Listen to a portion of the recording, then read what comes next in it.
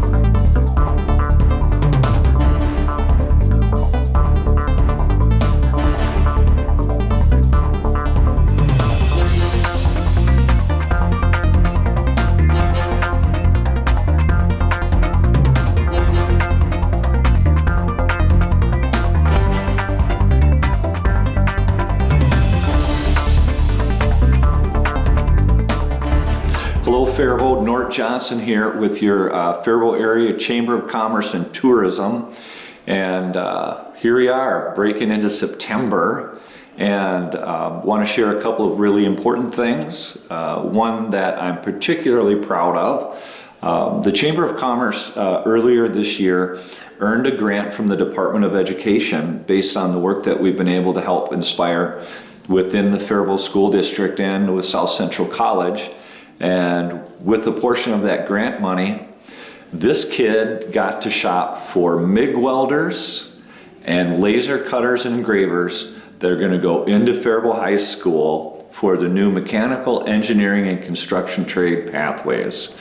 I can't tell you how much it means for this town, for our industry, and especially and most importantly for our students, that the trades classes are coming back into Faribault Public Schools in a big, big way. So what a blessing for the Chamber and for me personally to be able to do this kind of work, and what a blessing for our town to have these things coming to fruition. And again, it's certainly not just Nort Johnson and not just the Chamber. This is work being done by the community together, South Central College, Faribault Public Schools. I have been consulting with K&G Manufacturing and MRG Tool and Die here in Faribault just this week, making sure that equipment was the right things to have in the classes. How much better can it get for this town? So what a great way to start September. That's my inspirational message. I'll let you know also that there's additional work coming through the Chamber, through grant dollars that we've received to help work the Cradle to Career Initiative project within the Faribault Public Schools. We've been studying this together with Faribault Public Schools, the Chamber, and South Central College, and several businesses, including the health sciences communities. We're talking Mayo Health Systems, Allina Health Systems, Ritchie Eye Clinic, Northfield Hospital and Clinic, Monarch, Health Finders have all been at the table helping with those pathways. This is just the next step into the next set of trades classes, and we're just pumped. We're stoked for this town and for the opportunities that this is bringing for our students. I hope that enthusiasm is rubbing off on everybody. It's so important, and we're thrilled about it. So now just a couple of roundup notes on other Chamber items. First, September 15th, the Taste of Faribault is back, and that'll be at the Faribault West Mall, late afternoon into the evening. Be sure to get your advance tickets for $20 here at the Chamber of Commerce. Otherwise, they are $25 at the door. It's a great event. That's a Faribault reunion. We all look forward to it. Also, that'll be great food in place from all your local food vendors and restaurants. And then the next day, September 16th, is the final car cruise out at Faribault Harley-Davidson. That'll be music, that'll be food, lots of cool cars. Just a wild guess, there might be some motorcycles out at the Harley dealer for this as well. Another great community gathering to help us end the summer and launch into the school year. Drive careful out there. It's school season. Look for bicycles. Make sure you're obeying the bus signals. Keep our kids safe, and have a great fall. I look forward to seeing you in October. Bye.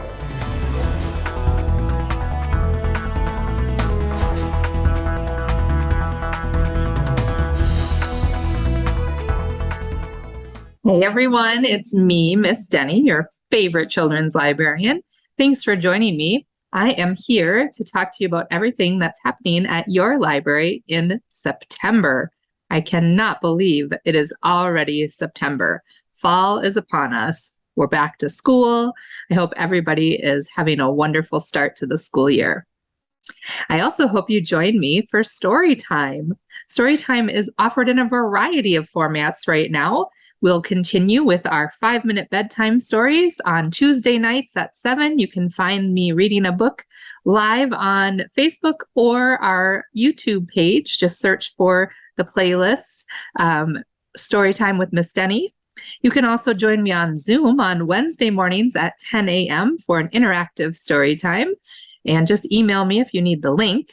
And then you can join me in person here at the library on Thursday mornings at 10 a.m. So those story times will begin the week of September 5th. Actually, September 6th is Tuesday. So that'll be the first bedtime story. And then Wednesday the 7th is the first Zoom, and Thursday the 8th will be the first in-person story time. So that schedule will continue through mid-November, just before Thanksgiving. Check the Facebook or our website for all the details. Our book clubs will resume in September as well. We have a book club for grades 2 through 5 that's called Books and Brownies, and one for grades 6 through 12, which is called Pizza and Pages. Both book clubs are similar in format. Registration is required for either one. Super easy to register. You can just email or call me here at the library or stop in and let me know your youth's grade, and I'll let you know more information. But the September book clubs are super easy. All you have to do for either one is come prepared to talk about what you've read over the summer. So Books and Brownies will meet on Monday, September 19, and Pizza and Pages will meet on Monday, September 26. And future dates and reading assignments will be announced in advance on the library's Facebook and website. It is not necessary to come to every single meeting in order to join us. You can come as you're able, but just please register in advance so I can make sure I have enough brownies or pizza for everyone. Our Teen Advisory Board will be meeting in September on the 12th. That's a Monday at 4:30. If you are a youth in grades 6 through 12 and you're interested in becoming a member of TAB, as we like to call it, get a hold of me and I will get you an application and tell you more about the membership requirements. We will be having a fall lecture series that will kick off on Thursday, September 29 at 6 o'clock. The first speaker in this series will be Northfield author Daniel Van Tassel, PhD, who has written Back to Barren, which is a chronicle of growing up in small town and rural mid-century America. So Van Tassel will be talking about and signing his newest book, which is Journey by the Book, A Guide to Tales of Travel. Again, that is Thursday, September 29 at 6 o'clock. And all the programs in this series are going to be held in the library's Great Hall on the second floor. They are free and open to the public. So stay tuned. Again, best place is our Facebook and our website, and we'll have more information about each program in this series as it gets closer. Another new program to watch for is called Stitch a Bit. That will kick off in October. You can join our library director, Dee Lane, and enjoy the company of friends and neighbors as you knit, crochet, or work on your own favorite needlecraft project. So you just need to bring your own project to work on.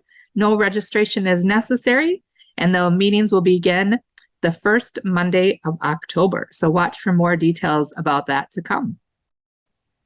If you're an established ukulele player, you can join our fun group, Faribault Ukulele Network. That meets on the second and fourth Thursday of the month. You need to be 16 or older, have your own uke, your own tuner, and your own music stand. And then you should know how to tune, hold, strum a uke, and play at least 5 chords in order to feel comfortable playing with this group. You can get a hold of our ukebrarian, Alan McCulley, if you're interested in joining fun. And if you are not an established uke player, but you'd like to become one, you can also contact Alan and set up a one-on-one session for You Can Make Music, and she will get you started with everything you need to know to becoming an accomplished ukulele player. The library has state park passes available for checkout. This is super exciting. These passes are free of charge, and they'll get you into any state park in Minnesota free of charge for 7 days. They are first come, first serve. You have to come into the library to see if one is available, and then you're able to go to any state park of your choice. We also have adventure kits. Those are available here at the library as well on a first come, first served basis. You must stop in to check them out. They cannot be requested or renewed. There are many different adventure kits to choose from. We've got bird watching and knitting. We've got a button maker. We've got outdoor games, tarot cards, Dungeons and Dragons, some puzzles. There are so many, I couldn't possibly list them all. So you better stop in and check one of these out. And don't forget, we became fine-free this year. That's right, there are no late fees on any Faribault Library materials. If you want more information about that or anything else I've talked about today, check us out online on Facebook or our website. Follow us on Instagram, call us on the phone, email us, or just stop in. We would love to see you. Thanks, friends. Take good care. Bye-bye.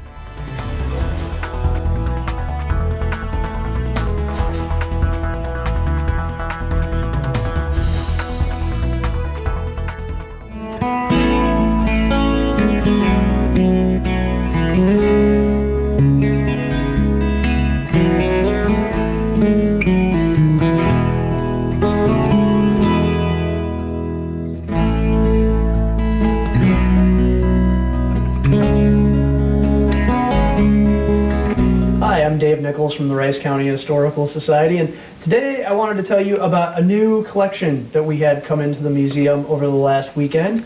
Last weekend of August we had our Flextravaganza weekend, and as part of that we had some of the descendants of the Fleckenstein family come back to town to celebrate the history of the brewery, and part of what came with that was this whole collection that's sort of spread around our room here.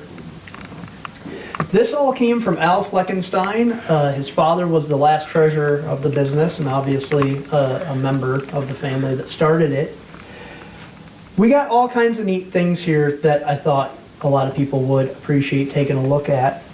So some of the things that we got are newspapers about the various different high points of the business, you know, their centennial newspaper, individual pictures of the folks that worked there and different events that they would go to, various different pictures. We've got commemorative glasses that came in and novelties like ashtrays and cup coasters. So all the little things that at the time you could probably find anywhere if you lived in town, but now we're getting much harder to find. So they're really neat things that have come along. As you may know, Brian Schmidt, who is our board president, is a big Flex collector. We've got a lot of other big collectors here in town. So we've actually got quite a few things similar to this before, but the one thing that we don't, and something that I think is very important to point out, are these binders that Al put together and brought in. As lovely as all of these artifacts are, one of the things that down here we prioritize above anything else is the story. An object doesn't tell you anything unless there's a good story to go with it. These binders are the whole history of the business from start to finish that Al and other family members have put together over the years. A lot of this has already been known sort of internally by other people, but to have it in one place is exceptionally valuable. If you're ever interested in donating something down here or have something come into the museum on loan, we always ask for a story because we can put it out there, people can look at it, and it may be beautiful, but it's the connection to it that is the most important.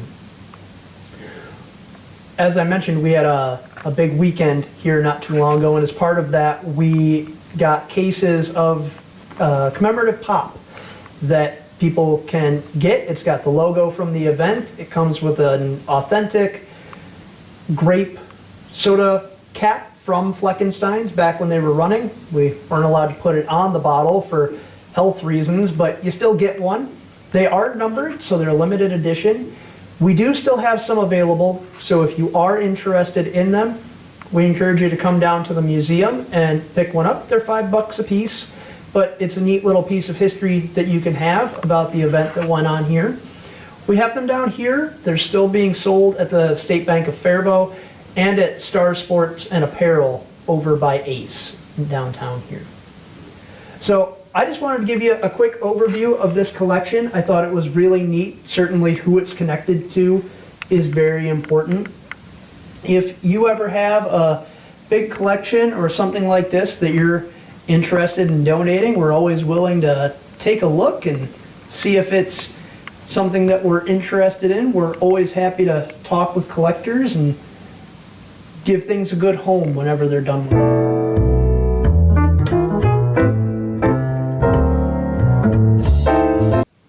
Thanks again for taking a quick look at this collection. I'm, again, Dave Nichols from the Rice County Historical Society.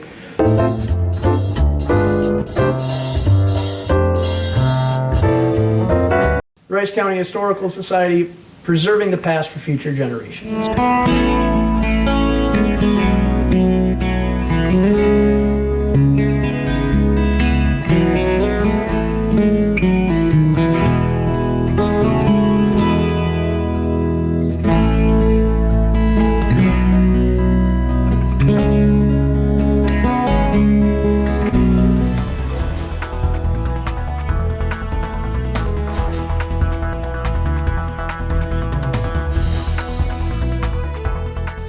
Hi, my name's Chad and I'm the pharmacy manager at the Hy-Vee Pharmacy here in Faribault. Today I'll be talking about the flu shots. We have them in for anyone 65 and older. We have the high dose, and then we have the quadrivalent one for everyone else. And right now we're having 20 cents off a gallon with your flu shot. So you can stop in at any time or make an appointment online, and then we can have all the paperwork done ahead of time. Either way is just fine. And we can get you your flu shot. So we'd love to see you stop by and get a flu shot, and if you need any COVID tests, we still have those as well.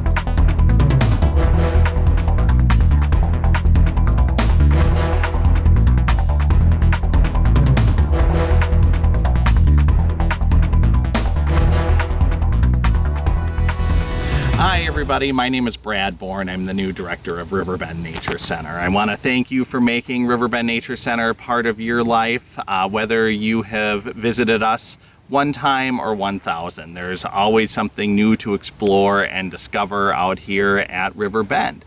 And I hope to see you soon. One of my goals as the incoming director is to make the Riverbend Nature Center a welcoming and relevant part of all of our lives, whether you're a Faribault resident or guest. So if you'd like to come out and take a walk with me and learn a little bit more about our work, please shoot us an email at rbncinfo@rbnc.org. Again, my name is Brad Bourne, and I'm really excited to meet with you and work with you in the months ahead.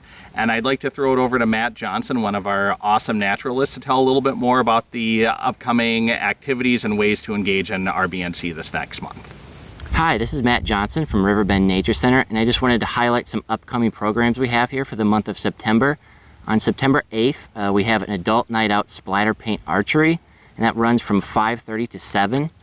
September 9th, we have another forest therapy walk, and that one will be from 8 to 10 o'clock in the evening. On September 21st, our Lunch and Learn series returns, and this month the topic is prairie seed collection, and that runs from 12 to 2 o'clock. All right, so September 24th is National Public Lands Day, so we'll be having a volunteer-based event here from 9 to noon. And then also our Little Sprouts program will return September 13th, 17th, and the 27th, and those run from 9:30 to 11 o'clock in the morning. We also have upcoming school programs that we can schedule for the 2022-2023 school year. We have a wide range of programs for all different age groups and all different needs. You can head to our website, rbnc.org, and get more information and schedule those as well. Thank you for joining me, and have a good day. Oh, and one more thing before we go, I wanted to give a special heartfelt thank you to all of the sponsors of our annual fundraiser, The Ramble, this last August. Together with our sponsors and our wonderful donors, we raised tens of thousands of dollars towards our important work here at Riverbend. And we couldn't have done it without the generous sponsorship of the Petra Foundation, Ameriprise Financial, Bolt Funeral Home, Dr. Karen and Simon Zeller, Shaddocks at St. Mary, they were a wonderful host, First United Bank, Edward Jones, Faribault Foods, Metcon Company, Harry Brown's Automotive, the State Bank of Faribault, Marvin and Sarah Schrader, Bill and Wendy Woostenberg's family, and Dr. Richard and Nancy Houston, and Alina. Without all of your help, and there's still more that we have to name, but without all of your help, we wouldn't be anywhere near the level of success that we are this year. So thank you so much. And I said one more thing, I meant two more things. I'd like to invite you out if you want to get involved in Riverbend. We are having a buckthorn pull on September 9th from noon to 4, co-hosted by our partners at Excel Energy. If you want to come out with me and our staff and do some great work at Riverbend, we'd love to see you. You can RSVP at rbncinfo@rbnc.org, and we hope to see you out there or any other day you want to make Riverbend part of your life. Thank you so much and have a great day.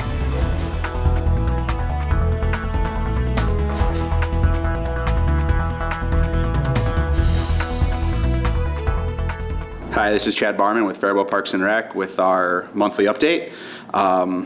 Most important thing right now is our fall Buckham Bulletin has been released. That was sent out to everybody in the mail already.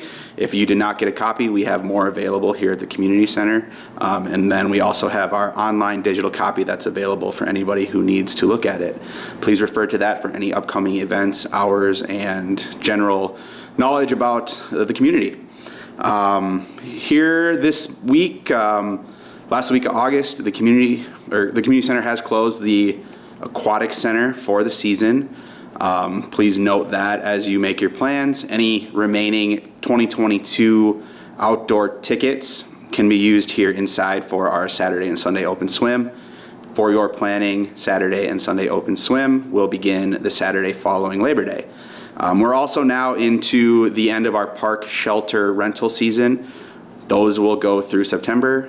Once September ends, park shelter reservations also end. So anything you're looking to do in September, feel free to contact us here at the community center and we can get you reserved and things set aside for you. From the programming standpoint, we have our adult softball league registration is open. We're going to play Mondays co-ed at the Armory, and we're going to play Wednesdays and Thursdays. We're going to play Women's League out at the Armory. Indoor pickleball here at the community center continues Monday through Friday. We start at about 7 a.m. and go till 11 a.m. and then we will add back our Tuesday and Thursday night opportunities here after Labor Day. October, November swim lessons are available for registration. Remember that we're only 6 to a class, and we have the opportunity to have a private donation again this fall to offer half-price swim lessons, which is a nice opportunity for the community. Lastly, we have our youth sports opportunities here. And that's going to be our flag football program, our biddy basketball program, and our youth volleyball program. All of those have different registration dates, times, and so you're going to want to check our website or the Buckham Bulletin for more information on that. Thank you.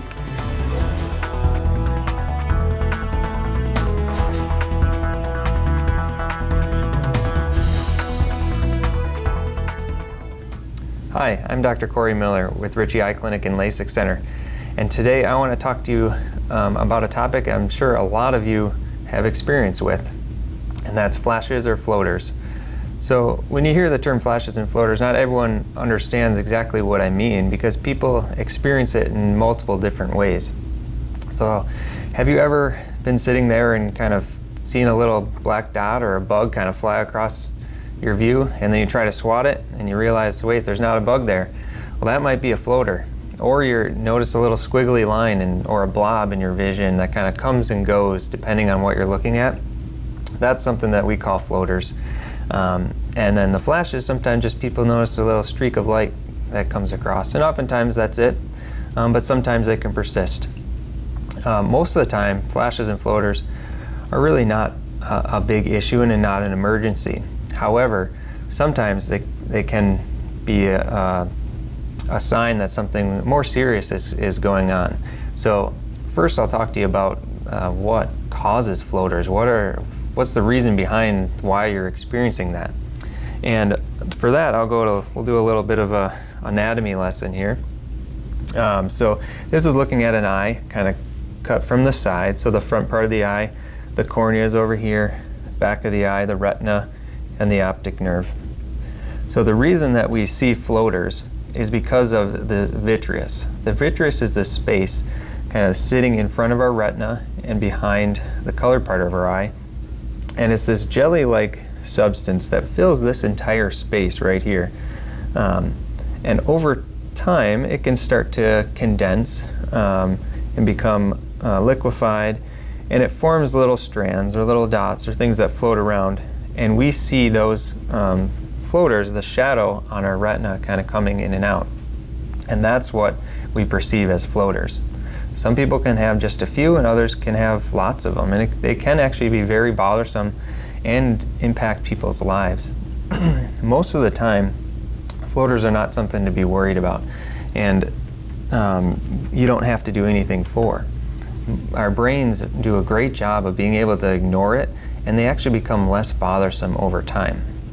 However, when you first experience new flashing lights or floaters, it's something to get an eye. We want you to get an eye exam because they can be a sign that you may have a retinal tear or a retinal hole, or even you could have developed a retinal detachment. And all of those are a little more serious. So what tends to happen to that vitreous, and we'll go back to that picture here, is so this jelly-like substance starts to pull away from the retina. And when it does that, most of the time it just pulls away. It can cause those floaters, but then we call it a vitreous detachment. And that's nothing to be worried about. However, sometimes that vitreous, when it's pulling away from the retina, causes a little tear in that retina. That tear then allows fluid to get underneath it, and it can cause a detachment. And that's something that's more serious. So anytime that you are experiencing new flashing lights, new floaters, so any of those new little black dots or squiggly lines coming in of your vision, or if you notice a kind of curtain or a veil that comes across your vision, those are more worrisome signs, and we as eye doctors always want to know about it and want you to be seen so that we can take a good look at that retina and make sure that you don't have a hole or a tear or detachment. So what happens if you do come in and you've been experiencing some new floaters? We take a good look at that retina, we dilate the eye, and if we do notice that there's a hole or a tear, oftentimes we can recommend doing a laser to kind of spot weld around that area, if you will, to further prevent a detachment. Rarely, but sometimes, if we do notice already that there's a detachment forming, we might have you see a retina specialist who then can further determine what the next treatments are, but oftentimes that means a surgery to kind of get that retina back in place to prevent any further problems or vision loss. So the next time that you experience some new flashes or floaters, certainly want you to call call your eye doctor, and we here at Ritchie Eye Clinic will be more than happy to take care of you and take a good look at your retina to make sure that they stay nice and healthy. But when you notice those annoying little floaters, just rest assured that it's something that tends to be a normal thing that gets better with time. Thank you. First United Bank and the Junior Board of Directors is proud to support Faribault Community Television.